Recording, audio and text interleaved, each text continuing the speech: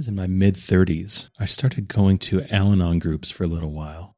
I started going to these groups because there's a pretty significant amount of alcoholism in my family, and I was witnessing family members just do some just crazy things.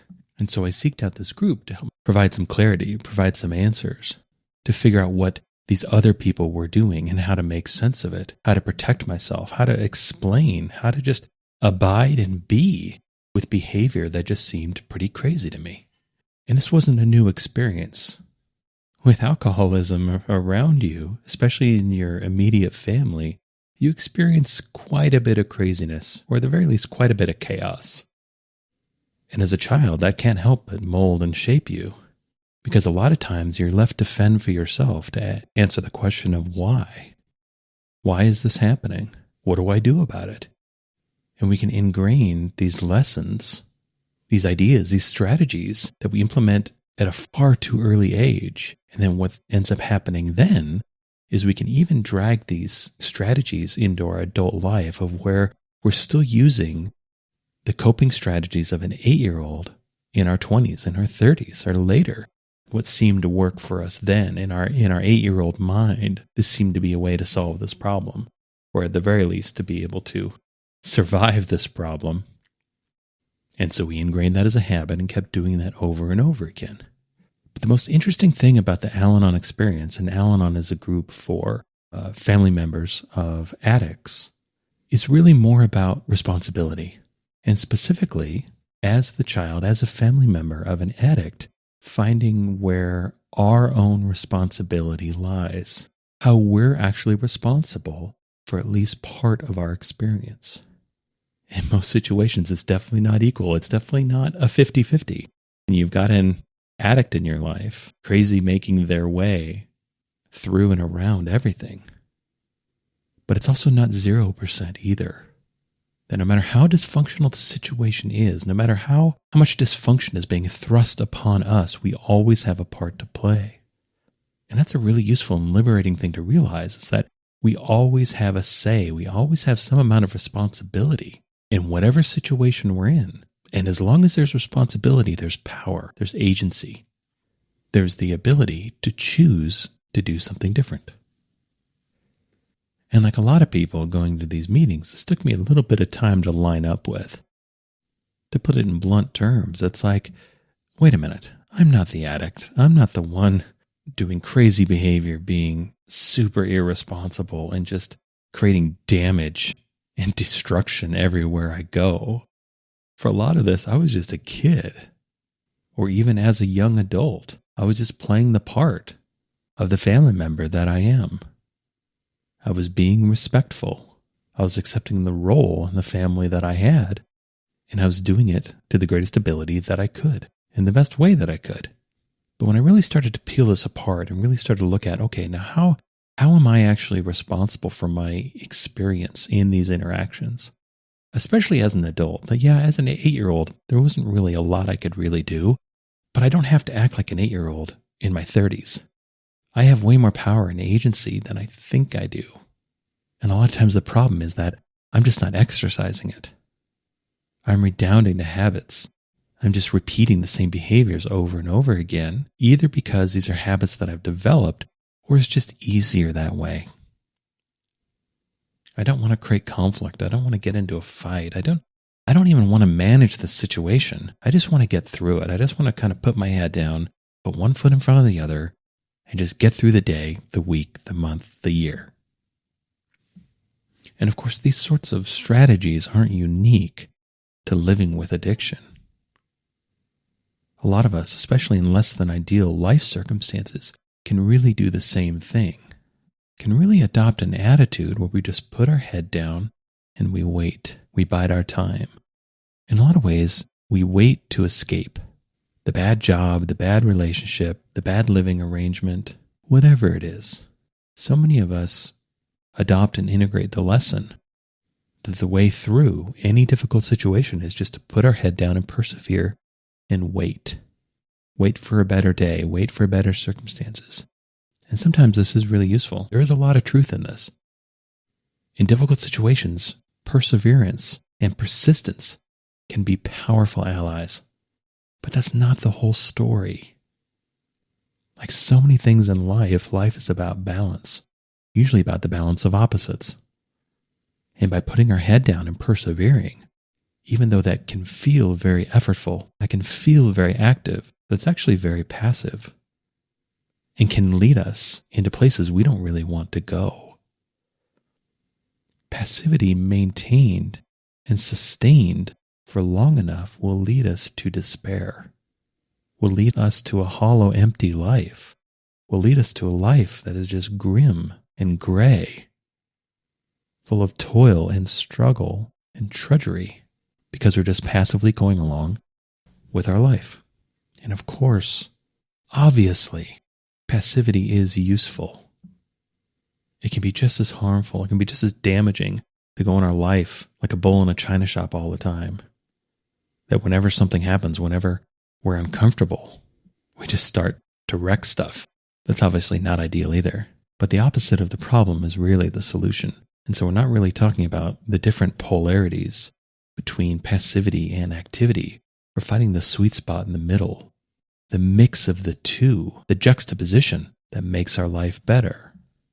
And if we've gotten to a point where our life feels really stagnant, our life feels really drab or dull, our life is just really uncomfortable, we just swallow a lot of subtle suffering every day with really no hope in sight. We just keep persevering, we just keep going. We just keep doing, we keep trying, but nothing really ever moves the needle. Nothing really ever changes because we're just taking it all in. We're just absorbing all of it. We're overly passive, waiting to escape, waiting for someone or something else to change so that we can experience change, so that we can experience something different. And so I think when we look into our life and it's less than ideal, it's important to ask ourselves that even though this feels like we don't really have that much of a part to play, like this is just life happening to us, there's always some amount of responsibility that we shoulder because there's always opportunity for us to change it.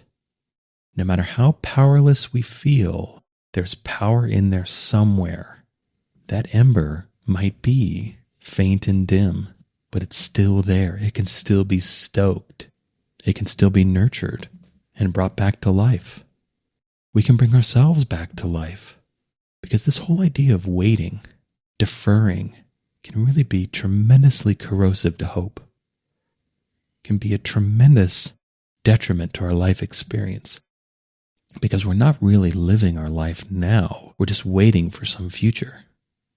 We've deferred our life experience until something else happens. But this kind of sets off a bit of a paradox. Because I think, especially over a longer time span, we can look into our life and see how we're the originators, how our life really starts with us. That if we look back over our life, we can see a through line of our input, our responsibility, how we've created the circumstances of our life, how we've been the originators and the orchestrators of our own experience. And we can see that because especially over the longer term, our life tends to get immeasurably better the more responsibility for it we take. And it's that idea of taking responsibility from our own life that can flip the switch from passivity to activity.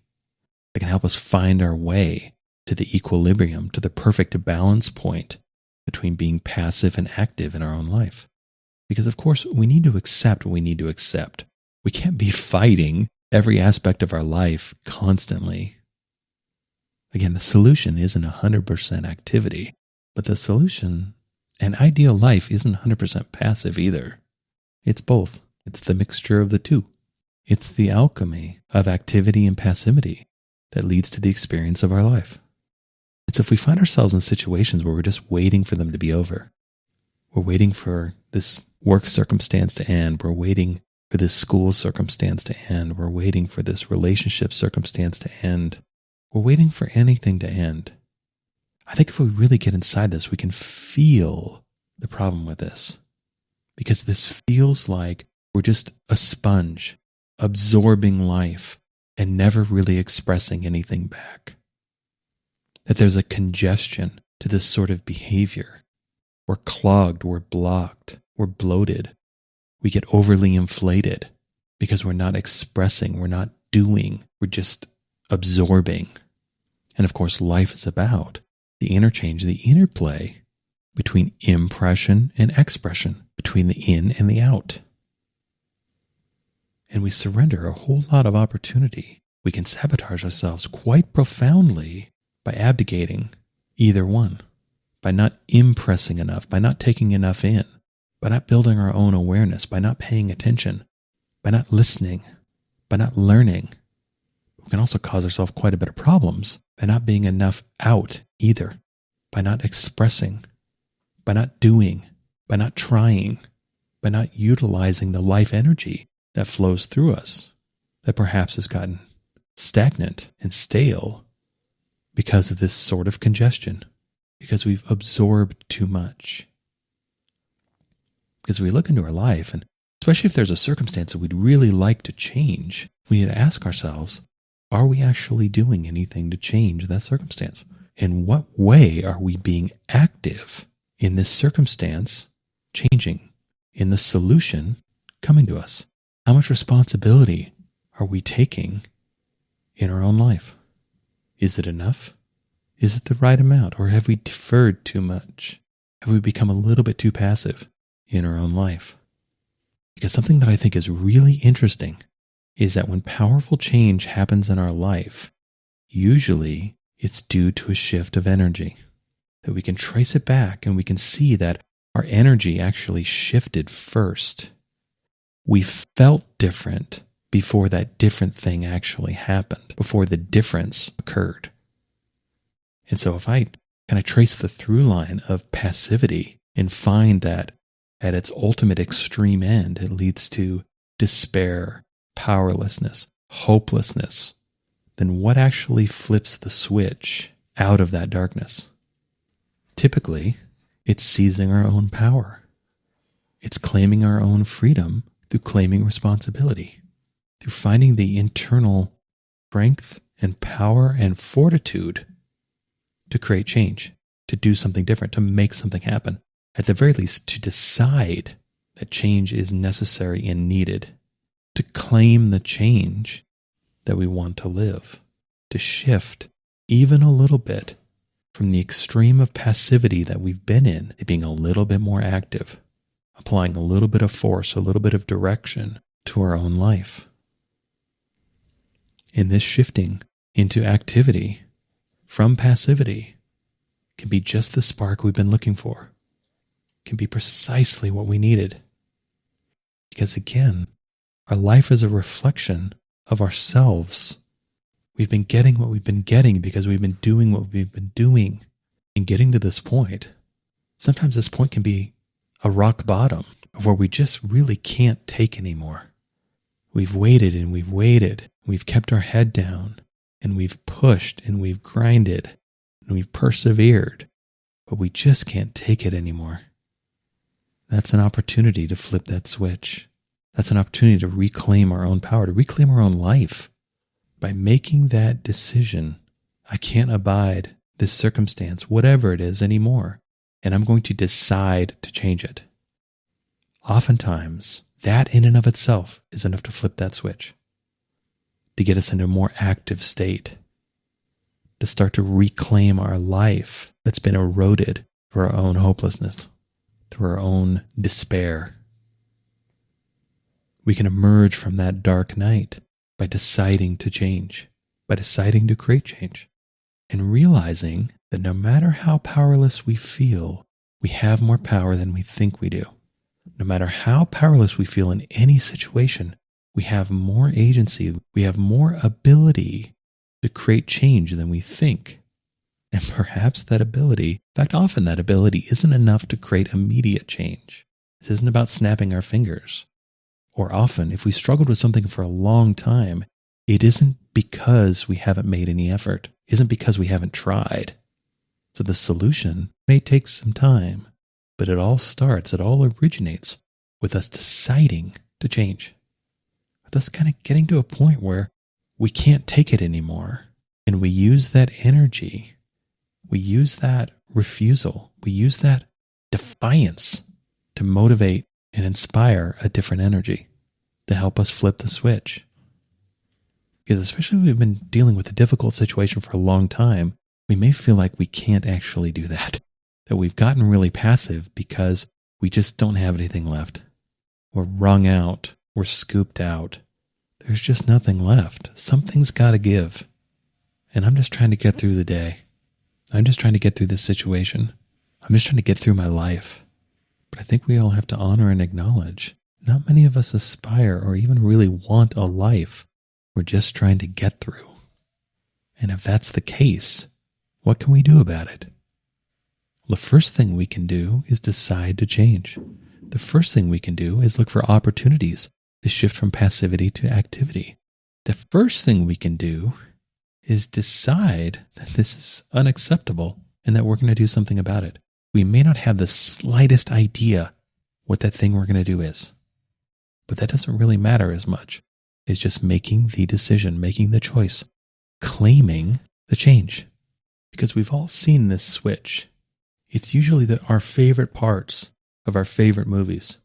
In movie terms, it usually comes around the late middle portion of the movie, where our hero gets to a point where they decide they can't take it anymore.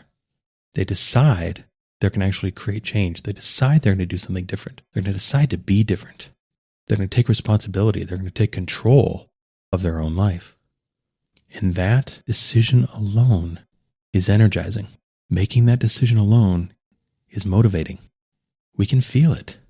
We experience it all the time. This is how motivational speakers or self-help gurus work. They return a sense of power to the people who listen to them, a sense of agency. They return a bit of freedom. They remind people that they have more power than they think they do. They remind people that they can do more than they think. They remind people that they're not as stuck and trapped as they think. Life is not as hopeless and they're not as helpless as they think they are. They return a sense of confidence, of authority, of ability for that person to impact their own life. And we don't need anyone else to do this for us. We just need to remember that this is inside us already, that we already have the ability to create whatever change that we want to create. This is inherent in the desire for the change in the first place. We're not meant to be tortured by what we want. Paying attention and honoring to what we really want, especially deep down on the inside, matters. Because to the point when we're most aware of what we want is precisely the point where we're capable of actually doing something about it. There's a symmetry to it. There's a justice to it. There's a balance to it. That the stronger the desire is, the more appropriate the timing is to start doing something about it. And again, especially at the beginning, it may be completely unclear what we can even do. Early on, it can be very easy to think, okay, well, I've decided to change the circumstance. Now what? Well, that's the journey of walking through the change that you're trying to create. Because all change requires some amount of risk. That's why we like to avoid it. There's no risk in keeping everything exactly the same. But we start to introduce change, we start to introduce a little bit of chaos. And with that chaos is a possibility of failure, of loss. But we have to accept that. If we're waiting for 100% certainty that whatever change we're trying to create will absolutely be successful, we'll just keep waiting. When it comes to change, there are no sure things. We just have to go. And if we need to go, we need to start going and find our way along the way. It's like falling in love with someone. You have no idea whether this is going to work out or not. You have no idea if this is going to end up in tragedy and pain and destruction and calamity later. But you can't help it. You have to go. Well, it's the same way with all matters of your heart. And if your life has gotten small and bleak and grim, odds are you've stopped listening to your heart. You've stopped listening to what you really want. That's part of the pall of passivity.